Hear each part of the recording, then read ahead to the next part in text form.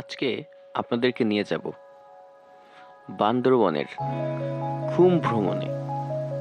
Welcome to the journey of খুমস।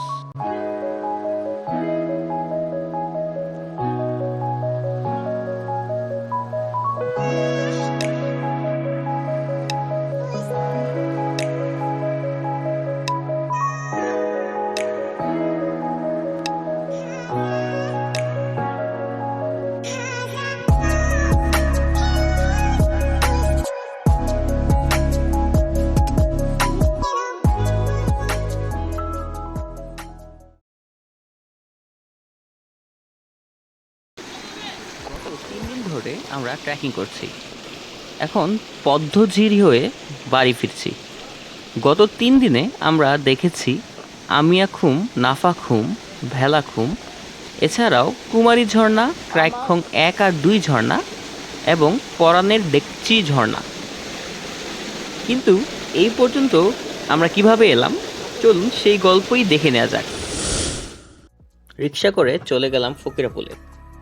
900 টাকার ticket কেটে উঠে পড়লাম বাসে।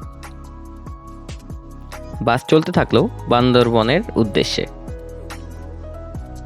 বান্দরবন নেমে 5000 টাকার চাঁদের গাড়ি ভাড়া করে হাওয়া খেতে খেতে যেতে থাকলাম থানচি বাজারের উদ্দেশ্যে।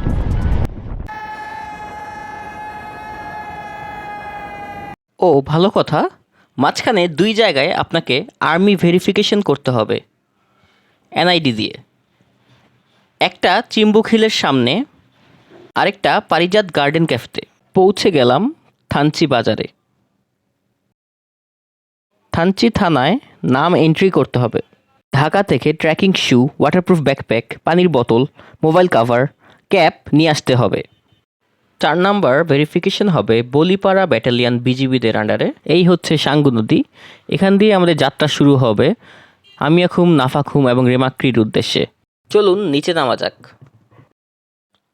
বিসমিল্লা বলে নৌকার যাত্রা শুরু করলাম। আর ইনি হচ্ছেন রাফায়েল দা, ট্যুর গাইড। অমায়িক একটা মানুষ, সম্মানী নিয়েছিলেন 5000 টাকা। থানচি বাজার থেকে ভাত, মুরগি, আলু ভর্তা, ভাজির প্যাকেট নিয়েছিলাম 200 টাকায়। সকাল থেকে কিছু না খাওয়ায় সেটি আমাদের কাছে স্বর্গীয় খাবার বলে মনে হচ্ছিল।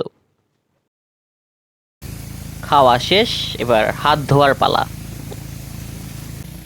প্রতি নৌকায় 5 জন করে, নৌকা প্রতি 2500 টাকা ভাড়া নিয়েছিল।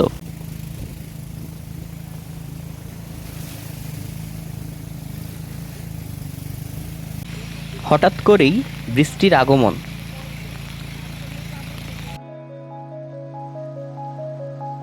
প্রচণ্ড ঢেউ ও বৃষ্টির সাথে সাথে রাজা পাথর ও বড় পাথরের দেখা মিলবে।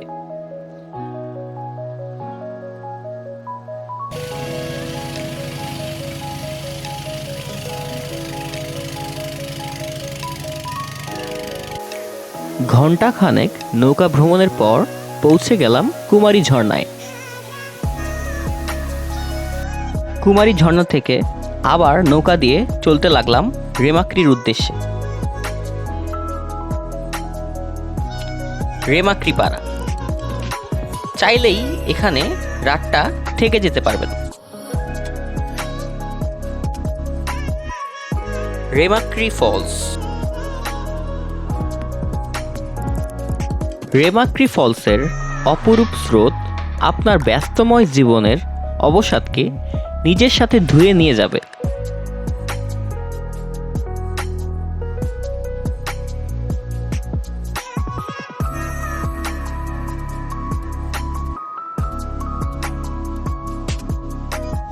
রেমাক্রি ফলস থেকে আবার নৌকা দিয়ে চললাম নাফাকুমের উদ্দেশ্যে।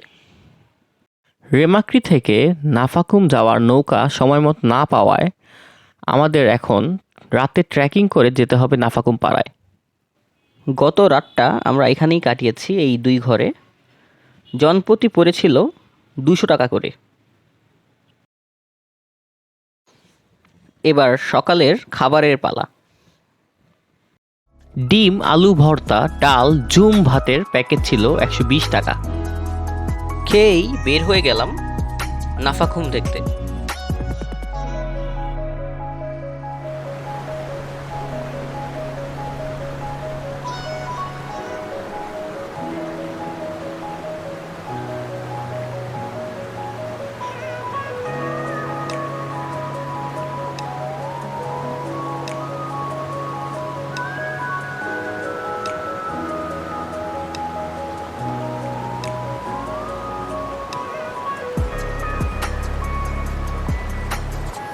বহুল প্রতীক্ষিত নাফাখুম। আমাদের এই দেশ যে কতটা সুন্দর তা এই নাফাখুমকে দেখলেই বোঝা যায়।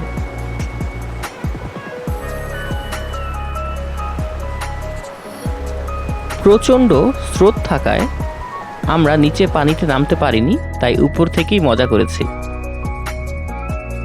আগামী পর্বে আপনারা দেখবেন নাফাখুম থেকে জিন্নাপাড়া যাওয়ার এক্সট্রিম ট্রেকিং অভিজ্ঞতা। আমাদের ইউটিউব চ্যানেলটি নতুন, তাই সকলের সহযোগিতা কামনা করছি। আমাদের ভিডিও ভালো লেগে থাকলে লাইক দিতে পারেন, ফেসবুক ও ইনস্টাগ্রামে ফলো করতে পারেন।